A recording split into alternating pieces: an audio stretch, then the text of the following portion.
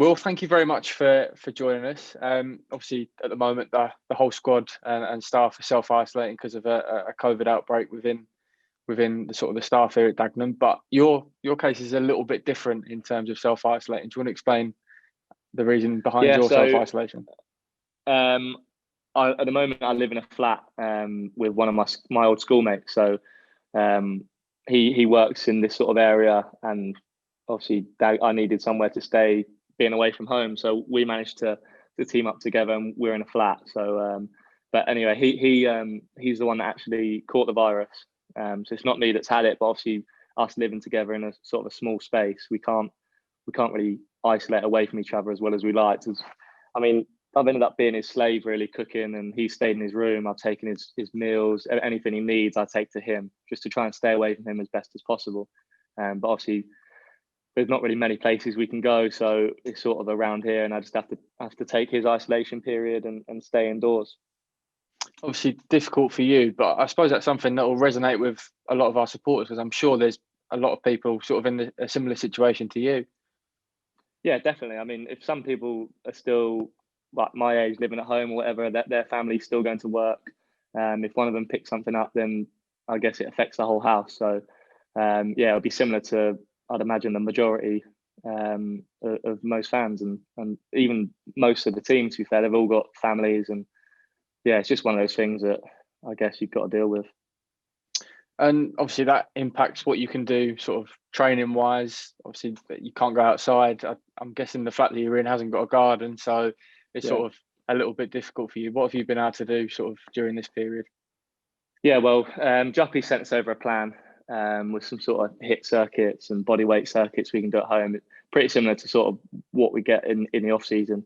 So obviously the only thing I can't do is the runs outside, and I don't have a treadmill or anything like that up here. So yeah, pretty much just taper any sort of HIIT workouts and try and get a bit of a blow out of any sort of session I do indoors, and just try and maintain the level that way. And what have you been doing sort of in your spare time away from the training, obviously, because you haven't been able to really interact with your flatmate, I guess, as much as you would do? No, well, we play a little bit of Xbox together. So we're actually two, I guess, kind of sad, two 24-year-old lads in the same place playing Xbox together via headset. And I think that's been a bit of a godsend, really. We've had that, and I can talk to all my mates on that. And if I'm not playing that, then watching Netflix, or I've actually got that board. I bought a jigsaw the other day, so I don't even like jigsaws, and it's something to do with animals. I don't even like animals that much, but I was bored and I just bought it and trying to get through stuff like that. And away from sort of the isolation, you're a sort of member of the squad who's been here sort of for an extended period now since Peter Taylor first came in, and then you've moved through to Daryl McMahon. He's talked a lot about the changing the culture of the club. Have you sort of seen that since he's come in? Yeah, definitely. Not even just match day stuff. It's sort of day to day. We have a lot of like competitions Thursday, Friday with our games where it sounds stupid, but he brings in like little Lucozades and like a chocolate bar or something, and the winning team will win that. So I know that's not really a big prize, but people want to win, and that's what you sort of need day to day. We do sort of like little 3-team tournaments, and you get like a mess around after, start spraying their Lucozade and that, but no one wants to lose them. And you'll probably see the worst side of people on a training ground when they do lose. They can't deal with it. I'm definitely one of them. I hate losing day to day. It ruins my afternoon if I go home and I've lost the small sided. I can train well, but if I've lost the small sided, that's the first thing I say when I come home. If people ask me how training was, it's terrible if I lose them. So I think day to day definitely has. Obviously, when it comes to match days, that's the be all and end all. We're trying to win them. It doesn't matter how you train in the week as long as you win. But yeah, every day it's there. You just want to win everything you do. And obviously, it's been a strange season because of COVID-19. But has there been a particular highlight for you so far? Yeah, although I didn't start the game, I'd say Yeovil, big result for us. Going there, Torquay, they were flying. Yeah, sorry, yeah, Torquay, same place, pretty much. But yeah, sorry, Torquay. They're obviously flying, scoring loads of goals, and we went up there and pretty much done our job down to a T. Even the subs that came on, myself, and it was just sort of a backs against the wall, that sort of result that you need when you're struggling, and hopefully it was going to be the catalyst for us turning our season around. Obviously now we've hit this break, but hopefully when we come back from this, we'll hit the ground running. And you mentioned sort of the word turnaround there. Although you probably haven't been involved in as many matches as you would have liked, the team has sort of turned it around, and there is more consistency coming along, isn't there?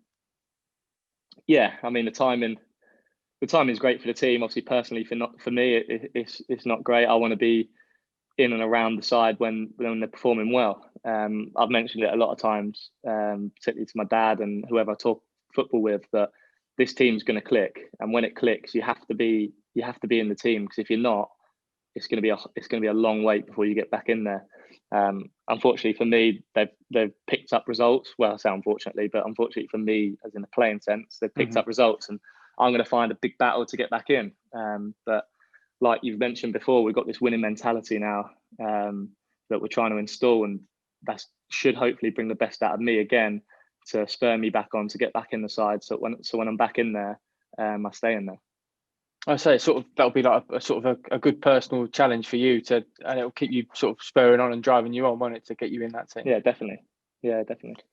And what's it been like for you playing without supporters? Because obviously you've seen what Victoria Road can be like on a match day when the team are backing you. I mean, Leyton Orient on Boxing Day and games like that sort of spring to mind.